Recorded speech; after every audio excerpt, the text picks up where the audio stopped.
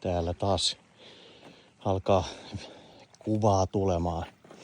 Hiljakseen syys saapuu ja traileria lähelle vedenrajaa asennellaan. Vaikka tässä on vielä noin 3 kuukautta veneilykautta, niin pitää putsata veneen tai pohjan. Se on aivan paskainen, niin pääsee taimenmestoille sit paremmin.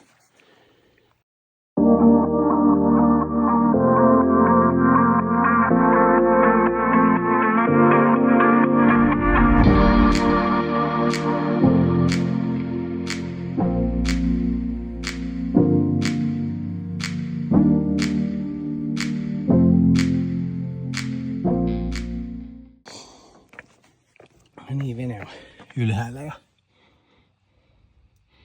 ei se nyt ihan kamalasti ole, mutta sen verran, että vaikuttaa.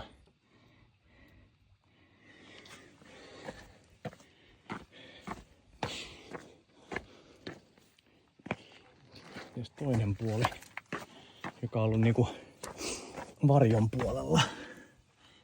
Ja ei nyt kauheasti sitä oo. Helppo putsata.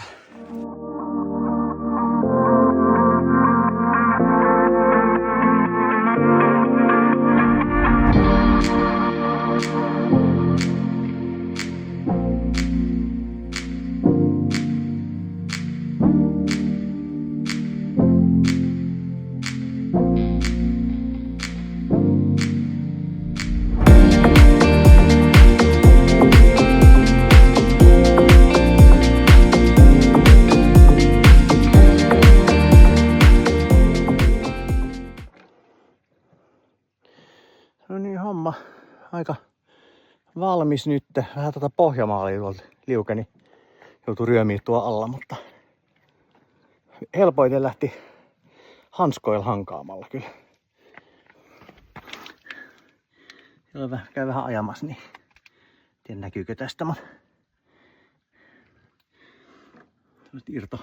irto mömmöä vielä.